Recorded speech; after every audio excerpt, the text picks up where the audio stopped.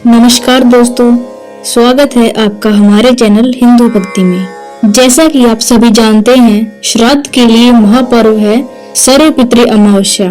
श्राद्ध महालय पर्व संपन्नता की ओर बढ़ रहा है और 14 अक्टूबर अमावस्या को पितृ विसर्जन के साथ ही यह पर्व संपन्न हो जाएगा।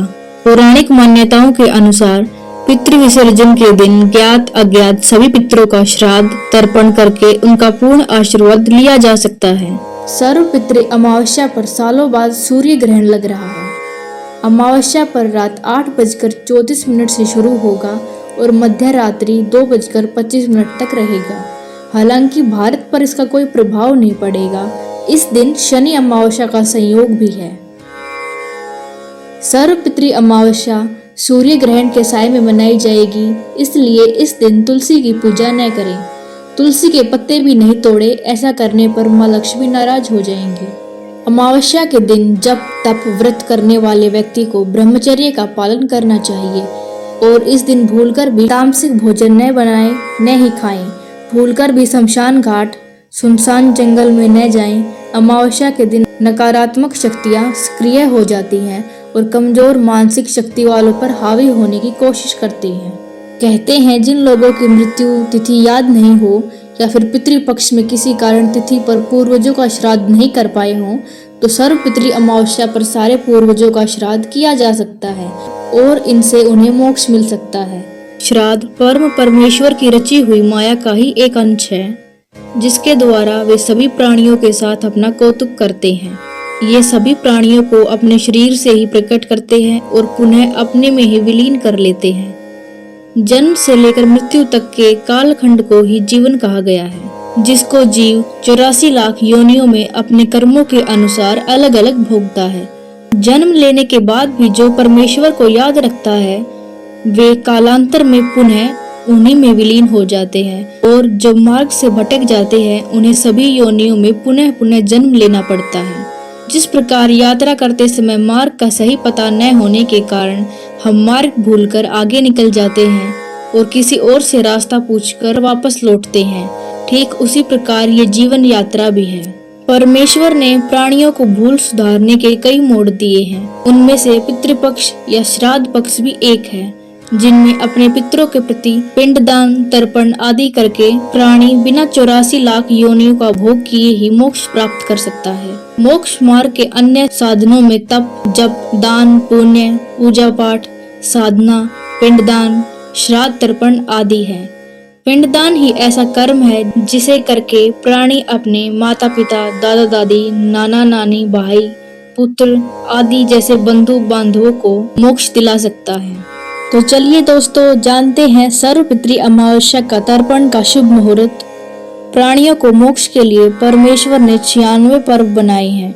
इनमें 12 महीने की 12 अमावस्या, सतयुग, त्रेता, द्वापर और कलयुग से प्रारंभ की 4 तिथियां, मनुओं के आरंभ की 14 मनवादी तिथियां, 12 संक्रांतियां, 12 वैधृति योग, 12 व्यतिपात योग, 15 महालय श्राद्ध पक्ष की तिथियां, 5 अष्टका, 5 अवनष्टका और 5 पूर्वेध्यु। ये सारे अवसर 96 अवसर हैं, जिनमें शास्त्रों अनुसार अलग अलग तीर्थों, नदियों, गया तथा बद्रीनाथ में पिंडदान आदि किया जा सकता है।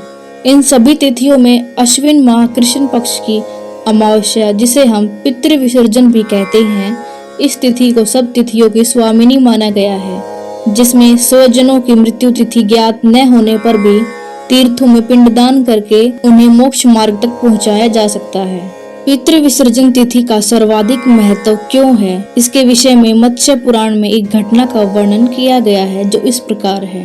देवताओं के पितृगण अग्निश्वात तथा सोमपत की मानस कन्या अछोदा ने 1000 वर्ष तक निर्बाध तपस्या की।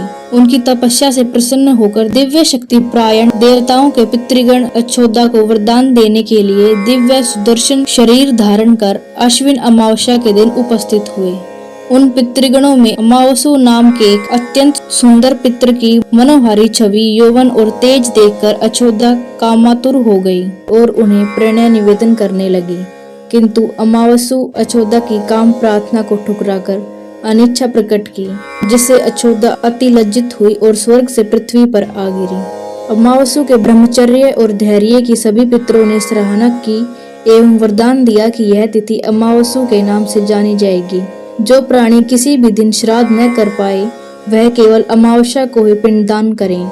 श्राद्ध तर्पण करके सभी बीते 14 दिनों का पुण्य प्राप्त करते हुए अपने पितरों को तृप्त कर सकते हैं। तभी से प्रत्येक माह की अमावस्या तिथि को सर्वाधिक महत्व दिया जाता है और यह तिथि सर्वपितृ श्राद्ध के रूप में मनाई जाती है। तो दोस्तों चलिए सुनते हैं सर्वपितृ अमावस्या के दिन कैसे पूजा पाठ करें। आखिरी श्राद्ध के दिन यानी सर्वपितृ अमावस्या पर पितरों को प्रसन्न करने के लिए खीर, पूड़ी, उड़द की दाल, हलवा, फल, वस्त्र इत्यादि व यथाशक्ति दक्षिणा के सहित श्राद्ध कर्म करना चाहिए तथा ब्राह्मण को भोजन व नाती, पोते एवं जो भी रिश्तेदार एवं संबंधी पास हो सभी को भोजन अवश्य कराएं। पितरों के निमित्त हवन करके श्री हरि विष्णु जी को अर्पण करें। ब्राह्मण व पंचबली को भोजन अवश्य करवाना चाहिए व पितरों की आत्मा की शांति की प्रार्थना सामूहिक रूप से करनी चाहिए।